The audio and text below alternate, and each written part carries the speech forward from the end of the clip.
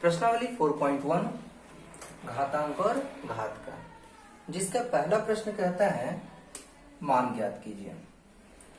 मान ज्ञात किसका करना है? एक घातांकीय संख्या दिया गया है जो कि है 5 का घात 3। 5 का घात 3 मतलब 5 को कितनी बार? 3 बार लिखा जाना। तो हमने 5 को कितनी बार लिख दिया? 3 बार। अब इन 5 को 3 बार आप गुना कर दीजिए। 5 को 5 से गुना कीजिए 25, 25 को 5 से गुना कीजिए 125। आपका आंसर हो गया। कोई समस्या? तो बहुत ही आसान प्रश्न था। चलिए प्रश्न संख्या दूसरा ध्यान देते हैं। पहला का दूसरा प्रश्न कहता है -7 का घात 3। पहले प्रश्न में था जो कि एक धनात्मक घातांक संख्या थी, जबकि दूसरा प्रश्न जो है वह एक ऋणात्मक घातांक संख्या है। ज्यादा आपको समस्या नहीं है दोनों प्रश्नों में। एक धनात्मक है और दूसरा ऋणात्मक का है। प्रोसेस दोनों में समान ही करनी है, दोनों में कोई प्रोसेस खास अंतर नहीं है। -7 का घात 3 मतलब -7 को कितनी बार लिखा जाना? 3 बार लिखा जाना। तो हमने यहाँ -7 को कितनी बार लिख दिया? 3 बार लिख दिया। अब आप यहाँ ध्यान देंगे बच्चे, 7 को पहले 7 से गुना कीजिए, फिर 7 को 7 से गुना कीजिए। पहले संख्याओं का गुणनफल आप निकालिए। तो जब 7 को 7 से गुना करेंगे 49 आएगा। 49 को 7 से गुना कीजिए 343 आ जाएगा। ठीक है ना? गुड। अब ध्यान देंगे, दो ऋणात्मक संख्याओं का गुणनफल क्या होता है? धनात्मक संख्या। और एक धनात्मक संख्या और एक ऋणात्मक संख्या का गुणनफल क्या होता है? ऋणात्मक संख्या। यानी -343 आपका उत्तर हो गया। बच्चे अब ध्यान देंगे प्रश्न संख्या पहला का तीसरा। इसमें जो धनात्मक घातांक संख्या है, इसमें यह एक भिन्न का है। भिन्न का यह एक घातांक संख्या है जिसका घातांक ऋणात्मक में है। तो यहां पर आप ध्यान देंगे कि हमें इसे धनात्मक में पहले बदलना है। तो आप इसमें देखिए कि क्या कोई भी घातांक का नियम इसमें लागू हो रहा है। तो एक घातांक के नियमों पर आप फोकस कीजिए। जो नियम है 1/a यानी 1/a का घात -m बराबर a का घात m। यस बच्चे ध्यान देंगे आप, हमने इसी घातांकीय नियमों का उपयोग इस प्रश्न में क्यों किया? क्योंकि यह घातांकीय नियम जो आप देख रहे हैं, यह घातांकीय नियम इस प्रश्न से ही रिलेटेड है। यह भी यहाँ का जो संख्या है वह एक भिन्न के रूप में है, और यह जो घातांकीय नियम है यह भी एक भिन्न के रूप का है, और इसके घातांक जो है वह ऋणात्मक में है। यहाँ भी इसके घातांक ऋणात्मक में है, इसलिए हमने इस नियम को यहाँ पर लागू किया है। अब बच्चे यहाँ ध्यान देंगे, प्रश्न में कह रहा है 1/3 1/3 का घात -4 बराबर। यहाँ पर आप ध्यान देंगे ये जो भिन्न है, जो अंश बटा हर के रूप में है, इसका हर यहाँ का आधार बना है। उसी प्रकार यहाँ का हर कितना है? 3। यह 3 यहाँ क्या बन जाएगा? आधार में। राइट ना? अब ध्यान देंगे, यहाँ का जो धनात्मक घातांक संख्या या ऋणात्मक घातांक संख्या का जो घातांक जो आप देख रहे हैं जो कि ऋणात्मक में है, वह उधर किस चीज में हो गया? धनात्मक में। तो यहाँ -4 जो ऋणात्मक का है, यह इधर क्या में हो जाएगा? धनात्मक में, according to this rule. Right ना? चलिए अब यहाँ आप ध्यान देंगे, जो 3 का घात 4, यह भी देखिए बिल्कुल प्रश्न संख्या फर्स्ट के फर्स्ट की तरह है, जिसको आप आसानी से हल कर सकते हैं। 3 का घात 4 का मतलब 3 का कितने बार? 4 बार लिखा जाना। तो 3 का 4 बार लिखा जाना। अब 3 को आप 4 बार लिख दीजिए। 3 तिया 9, तिया 27, तिया 81, मतलब 4 बार लिखकर जब हमने इसका गुणनफल किया तो प्राप्त हुआ 81। यह 81 आपका उत्तर हो गया। ये प्रश्न तो काफी आसान था बच्चे। अब आप ध्यान देंगे, इन्हीं प्रश्नों से मिलता जुलता कुछ प्रश्न हम आपको नीचे फर्स्ट, सेकेंड और थर्ड दिए हैं। आप इसे बनाने का प्रयास करेंगे। राइट ना? चलिए बच्चे अब आप ध्यान देंगे, प्रश्न संख्या 2। प्रश्न संख्या दूसरा आपसे क्या कहता है? कुछ घातांकीय संख्याएं आपको दी गई है, उन घातांकीय संख्याओं को आप हल करना है। उस घातांकीय संख्याओं को आप हल करेंगे, लेकिन हल करने के बाद जो उत्तर प्राप्त होगा उस उत्तर को घातांकीय संख्या, परंतु धनात्मक घातांकीय संख्या में आपको बदलना है। तो इस चीज पर आप ज्यादा ध्यान देंगे कि जो भी आपको दिए गए हैं घातांकीय संख्याओं का, जो या तो योग हो या गुणनफल हो या डिवाइड हो, कुछ भी हो, उसको आपको क्या करना है, तो उसको धनात्मक घातांक के रूप में बदलना है। अब आप ध्यान देंगे, यहाँ पर जो पहला प्रश्न जो आपके दिए गए हैं वह लिखा गया है 3 का घात -4 है और 3 का घात -3 है। इन दोनों का गुणनफल आपको बतलाना है क्या होंगे, लेकिन उसका गुणनफल धनात्मक घातांक के रूप में आनी चाहिए, राइट ना। तो बच्चे हम ध्यान देंगे, इसे हम हल करेंगे और इसे धनात्मक घातांक के रूप में बदलेंगे। तो आप सबसे पहले यहाँ ध्यान दीजिए, 3 का घात -4 और 3 का घात -3 है। तो सबसे पहले आप ध्यान दीजिए कि यह किसी घातांकीय नियम में क्या यह लागू हो रहा है, इसमें कोई घातांकीय नियम लागू हो रहे हैं। तो आप फोकस करेंगे तो आपको एक घातांकीय नियम दिखलाई देगा, जिसमें घातांकीय नियम है a का घात m गुना a का घात n बराबर a का घात m प्लस n। कुछ इस तरह के नियम आपके पास हैं। अब इसी नियम का उपयोग करते हुए हम इस प्रश्नों को यहाँ पर हल करेंगे। यहाँ जो आपके प्रश्न दे रखे हैं वह प्रश्न है 3 का घात -4 और गुने में 3 का घात -3 बराबर। बच्चे आप यहाँ ध्यान देंगे, ये यहाँ a का घात m और a का घात n है, इन दोनों का गुणनफल क्या आया है, a का घात m प्लस n। आपको थोड़ा इस पर फोकस करना है, इसके रिजल्ट पर। ये रिजल्ट कैसे आया, यहाँ पर आप ध्यान दीजिए, दोनों का आधार समान है, तो इन दोनों समान आधारों के बदले में एक आधार, वही समान आधार को लिखा गया है, और ऊपर में जो दोनों घात जो दे रखे हैं उन दोनों घातों का क्या करना है, योगफल निकाल देना है, सिंपल।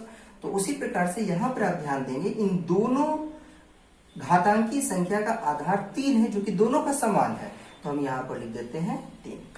और दोनों का घातांकीय संख्या क्या क्या है, ये घातांक है आपका एक का -4 और दूसरे का है -3। इन दोनों का क्या तैयार करना है, योग कर देना है। अब हम लोग यहाँ ध्यान देंगे, यहाँ पर जो संख्याएं दी गई हैं वह है आपकी 3 और -4, ठीक है। यहाँ पर बच्चे आप ध्यान देंगे, प्लस माइनस क्या होता है, माइनस, और ये हो गया आपका 3 का 3 बराबर में 3 का घात। यहाँ बच्चे आप ध्यान देंगे, माइनस और माइनस यानी दो ऋणात्मक चिन्ह आपस में मिलकर क्या बनाते हैं, धनात्मक चिन्ह बनाते हैं। तो धनात्मक का मतलब वो दोनों आपस में क्या हो जाएंगे, जुड़ जाएंगे। तो दोनों संख्याओं को आप क्या करिए, जोड़ दीजिए। 4 और 3 क्या हो जाएगा, 7। लेकिन दोनों संख्याओं में बड़ी संख्या है कौन सी है, तो बड़ी संख्या है आपकी 4। 4 का चिन्ह किस चीज में है, ऋणात्मक है, तो यहाँ भी क्या हो जाएगा आपका ऋणात्मक, ठीक है ना।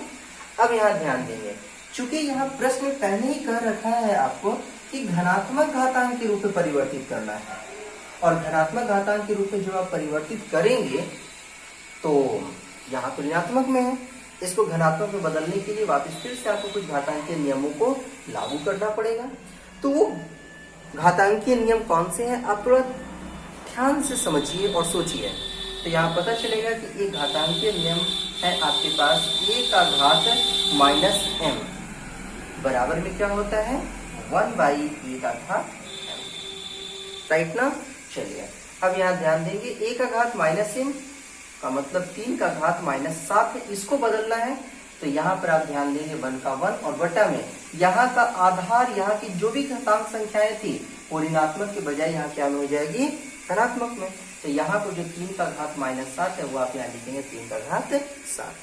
बच्चे एक बात और ध्यान देंगे, आप इसे आगे हल नहीं करेंगे, क्यों, क्योंकि प्रश्न में आपसे पहले ही कह रखा है धनात्मक घातांक के रूप में बदलना है, न कि धनात्मक पूर्ण संख्या के रूप में बदलना है। तो ये घातांक में है और वह भी धनात्मक है, so that's your answer. Any problem. बच्चे ध्यान देंगे आप, प्रश्न संख्या दूसरा क्या कहता है, इसी का जो प्रश्न हमारा सेकेंड है वह सेकेंड आपसे कहता है यदि 2 का घात -7, प्रश्न संख्या दूसरा कहता है यदि 2 का घात -7 और 2 का घात -8 दोनों को यदि भाग कर दिया जाए और इसके जो भागफल प्राप्त होंगे उस भागफल को यदि हम 2 की पावर -2 के साथ अगर हम इसे गुना करते हैं तो गुणनफल क्या प्राप्त होगा। परंतु ये ध्यान रखना है आपको कि वो संख्याएं धनात्मक घातांक के रूप में ही होनी चाहिए, राइट ना। तो बच्चे आप इसको हल कीजिए बिल्कुल उसी प्रकार जैसा हमने प्रश्न संख्या फर्स्ट में इसे हल किया। तो बच्चे आप यहाँ ध्यान देंगे, जो हम इसका सॉल्यूशन करेंगे तो आप ध्यान देंगे कि इसमें आपके पास एक नियम है जो कि जिसे आप इसमें लागू कर सकते हैं घातांकीय नियम को। कौन से नियम को आप लागू करेंगे? तो आप देखेंगे दोनों का आधार समान है और दोनों का घात क्या है, अलग अलग है।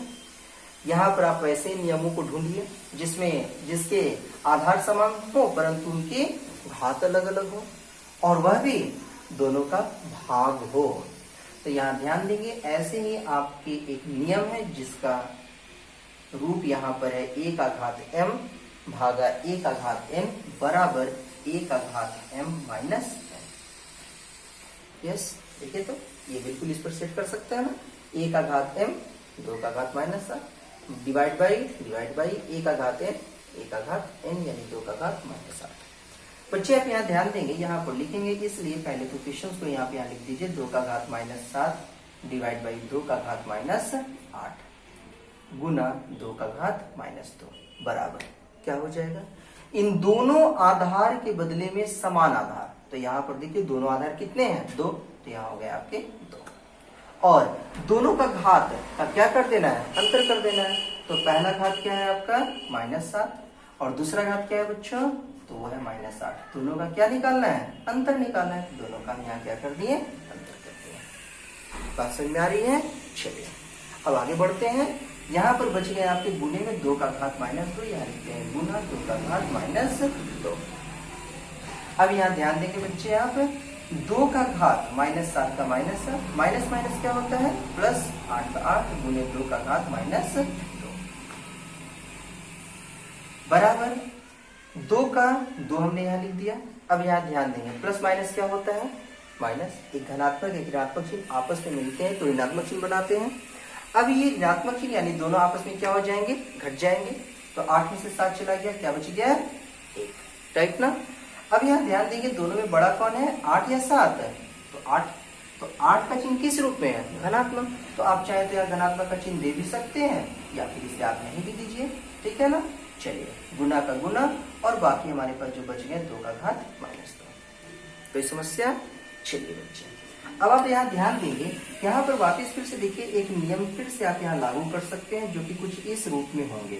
a का घात m गुने a का घात n बराबर भी क्या होगा, a का घात m प्लस n। यस और नो? यस। अब यहाँ ध्यान दीजिए कि आपने इसी नियम को यहाँ पर क्यों लागू किया, ऐसा इसलिए क्योंकि दोनों का आधार क्या है, समान है, परंतु दोनों का घात अलग अलग है। हमने वैसे ही नियम को यहाँ लागू किया जिनका आधार समान था परंतु घात अलग अलग थे और वह भी उन दोनों का गुणन मुझे निकालना है। तो उन दोनों का गुना के रूप में मुझे यह नियम दिखाई दिया, इस नियम को हमने यहाँ पर लागू कर दिया। तो बच्चों आपको सबसे पहले ये ध्यान देना है कि किस प्रश्न की क्या कंडीशन है, उसकी क्या स्थिति और उसी स्थिति के अनुसार उनमें नियमों को लागू करना है, ठीक है।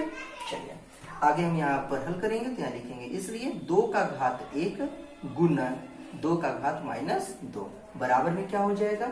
तो दोनों आधार के बदले में एक आधार, तो दोनों आधार हमारा क्या है, समान है, जिसके बदले में हमने यहाँ 2 लिख दिया और m प्लस n यानी दोनों को क्या कर देना है, ऐड कर देना है। तो पहला हमारा आधा ये घात हुआ हमारा 1 और दूसरा घात है -2, इन दोनों को क्या करना है, ऐड कर देना है। तो हमने यहाँ क्या कर दिया, जोड़ दिया। अब यहाँ ध्यान देंगे बच्चे आप 2 का हमने यहाँ क्या लिख दिया 2। अब यहाँ ध्यान देंगे 1 प्लस माइनस -2 का 2, राइट ना। अब बच्चे आप ध्यान दीजिए इसके बाद यहाँ पर हो जाएगा बराबर 2 का 2, यहाँ माइनस और प्लस यानी एक में माइनस का साइन है और दूसरे में प्लस का है, तो माइनस प्लस क्या हो जाते हैं, माइनस यानी घट जाएंगे। तो 2 में से 1 चला गया तो क्या बच जाएगा 1, 2 और 1 का अंतर 1 हो गया, लेकिन दोनों में बड़ा कौन है 2, तो 2 का चिन्ह क्या है ऋणात्मक, हमने यहाँ क्या कर दिया ऋणात्मक चिन्ह कर दिया। राइट ना। लेकिन बच्चे एक बात यहाँ ध्यान रखनी है, मुझे इस रूप में नहीं लिखना है। क्यों? क्योंकि प्रश्न कह रखे हैं कि धनात्मक घातांक के रूप में परिवर्तित करना है, धनात्मक घातांक। और धनात्मक घातांक यहाँ पर है क्या? यह तो एक ऋणात्मक घातांक है। तो इसे धनात्मक घातांक में बदलने के लिए हम यहाँ वापस फिर से एक नियमों को लागू करेंगे। अब ध्यान दीजिए वो नियम कौन से हैं। तो आप ध्यान दीजिए, क्या यह नियम है, जब a का घात -1 हो तो उसका हमारा क्या होता है नियम, 1/a। यस और नो? Very good. चलिए यहाँ पर लिखेंगे, इसलिए 2 का घात -1 बराबर क्या हो जाएगा, 1/2। That's your answer. कोई समस्या? चलिए, तो बच्चों इस प्रकार से आप आगे के प्रश्नों को हल करने का प्रयास करेंगे। हम लोग फिर मिलते हैं नेक्स्ट वीडियोज में। धन्यवाद।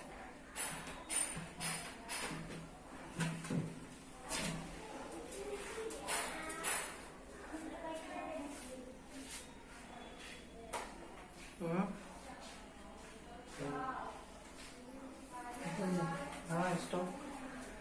Look, come E in the corner. E